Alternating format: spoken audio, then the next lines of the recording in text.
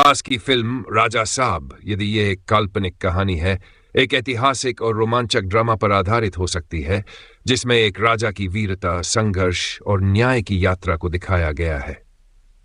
इस कहानी का आधार एक ऐसे राजा पर टिका है जो अपनी प्रजा के कल्याण के लिए अपने जीवन का बलिदान देने को तैयार रहता है। कहानी की शुरुआत। फिल्म की शुरुआत 18वीं शताब्दी के एक राज्य अमरगढ़ से होती है जो अपनी समृद्धि और शांतिपूर्ण जीवन के लिए प्रसिद्ध है। राजा राघवेंद्र सिन्हा प्रभास राज्य के वीर, न्यायप्रिय और करुणामय शासक है। वे अपनी प्रजा को अपने परिवार की तरह मानते हैं और उनकी खुशहाली के लिए हर संभव प्रयास करते हैं। राजा के जीवन में एक महत्वपूर्ण व्यक्ति है रानी मैथिली, जो एक बुद्धिमान और साहसी रानी है। मैथिली अपने विचारों और साहस से राजा का हर कदम पर समर्थन करती है। संकट की शुरुआत। राज्य के पड़ोसी साम्राज्य दुर्गेशपुर के क्रूर राजा भैरव सिंह अमरगढ़ पर हमला करने की योजना बनाते हैं। भैरव सिंह का उद्देश्य केवल अमरगढ़ की समृद्धि पर कब्जा करना नहीं है, बल्कि राघवेंद्र सिंह को हराकर अपनी ताकत का प्रदर्शन करना है। भैरव सिंह की सेना अमरगढ़ की सीमाओं पर हमला करती है। राजा राघवेंद्र सिंह अपनी सेना के साथ युद्ध की तैयारी करते हैं। हालांकि भैरव सिंह सिर्फ युद्ध के माध्यम से नहीं, बल्कि छल कपट से भी राजा को हराने की कोशिश करता है।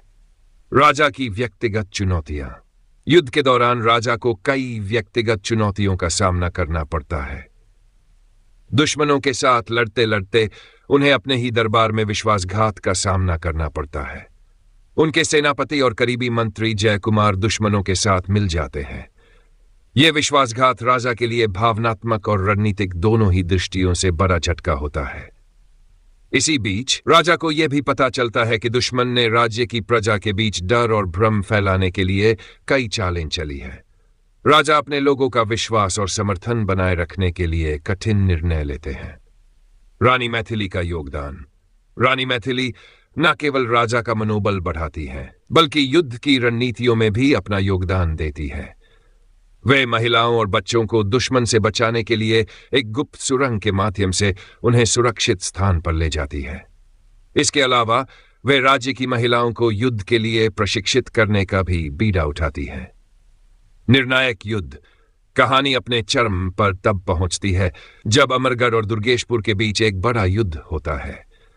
राजा राघवेंद्र सिन्हा अपनी छोटी सी सेना के साथ भैरव सिंह की विशाल सेना का डटकर मुकाबला करते हैं। युद्ध के दौरान राजा का भाषण, जिसमें वे अपनी प्रजा और मातृभूमि के प्रति अपने प्रेम और बलिदान की भावना प्रकट करते हैं, हर किसी के दिल को छू जाता है। युद्ध के मैदान में राजा अपने शौर्य और बुद्धिमत्ता से दुश्मन को